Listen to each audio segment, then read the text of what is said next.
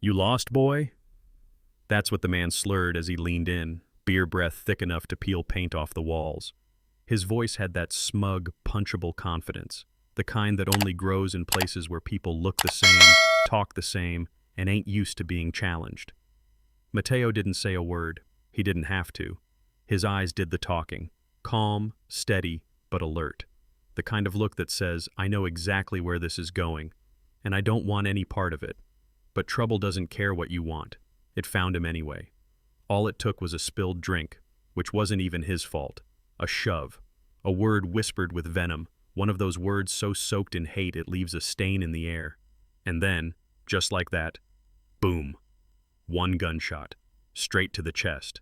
Mateo stumbled back, hit the floor like a bag of bricks. Blood spread slow at first, then fast. His hoodie, once black, was turning red, and the whole bar just froze. Except the shooter, Owen Braddock. That man calmly sat back down, picked up his beer and took a sip, like it was nothing, like killing a med student in cold blood was just part of his Friday night routine. They called it self-defense. Claimed Mateo came in angry, that he had a chip on his shoulder. The security footage? Oh, it was corrupted. Witnesses? All locals, friends of the shooter. And Sheriff Tucker?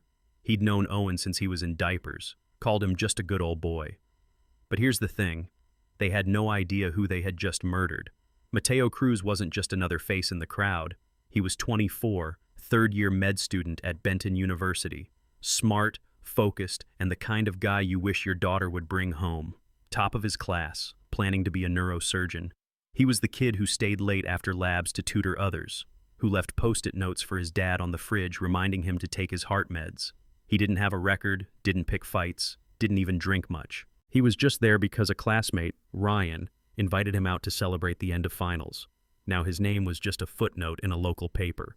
Another black kid in the wrong place at the wrong time. But someone didn't forget. Alejandro Cruz, Mateo's father. At the funeral he didn't cry, didn't speak, just stood by the casket, hands folded, eyes unreadable. Folks thought he was in shock. But no, that man wasn't shocked. He was calculating. See, Alejandro wasn't some grieving desk worker. He was ex-CIA, black ops, the kind of man who never made noise, but left craters in his wake. He specialized in building weapons you never saw until it was too late. After his wife passed from cancer, he walked away from it all, raised Mateo alone, kept the past buried deep, locked in a metal case behind a false panel in the garage. That night, after the funeral, he pulled that panel off.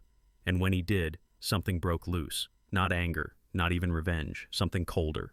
He called it Project Spectre. First target, Owen Braddock, the man who shot his son. Alejandro tracked his hunting habits, his routes, his routines. He knew what brand of jerky Owen liked, what kind of boots he wore, when he'd go up to the ridge and when he'd come down. Except this time, he didn't come down. Owen's body was found strung up like a broken marionette, rifle jammed in his own mouth, duct taped in place. The local paper called it suicide. But the town knew better, and Alejandro was just getting started. Next came Reed Danner, the bartender, the guy who stood 5 feet away while Mateo bled out and never called 911. Just wiped down the counter like blood was bad for business. Reed's bar caught fire a week later. Accelerants? None. Entry point? No signs. He was found curled behind the bar, skin blistered, lungs full of smoke.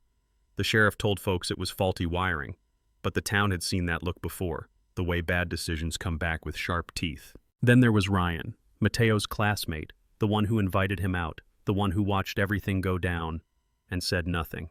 Ryan started to unravel, couldn't sleep, recorded a shaky confession on his laptop, said he saw everything, heard the slurs, saw Mateo try to de-escalate. He sent the footage to a podcast that investigates cover-ups. It never aired, because Alejandro had already intercepted it. Ryan came home one day to find his apartment scrubbed, laptop gone, flash drives gone, nothing else touched, just silence. A message, without words. And then, Ryan disappeared. No police report, no missing person search, no funeral, just vanished. But Alejandro? He wasn't done. He wanted the system to feel what he did. Sheriff Tucker got the message next. A single bullet left on his pillow. No note, no threat. Just that one symbol. I was here. and I let you live. The sheriff lost 20 pounds in 2 weeks, started checking his locks 5 times a night, called in favors to old war buddies, set up cameras around his farmhouse, but nothing helped.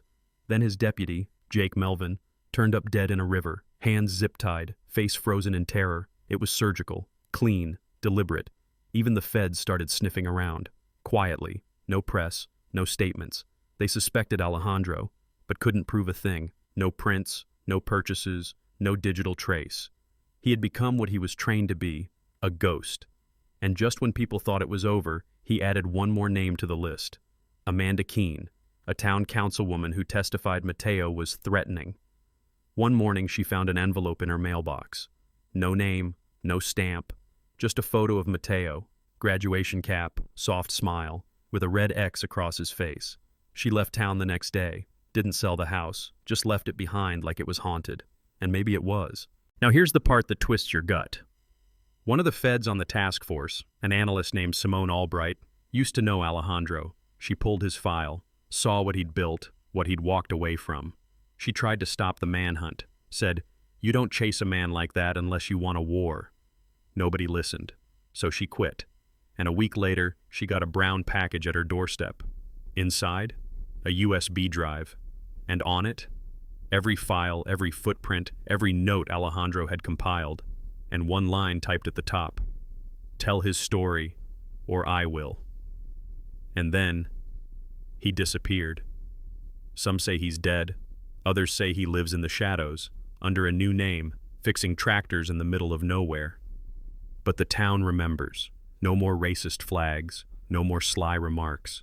They lock their doors now, keep to themselves, because they know what they did, and they know someone, somewhere, is still watching. So, was Alejandro a monster? Or did he just do what the system wouldn't? Was that justice? Or vengeance in a cleaner suit? You tell me. Drop your thoughts in the comments. Do you believe justice sometimes has to wear a darker mask? And if this story hit you in the chest the way it did us, share it. Because the next time justice comes knocking, it might not knock at all. It might just burn the whole house down.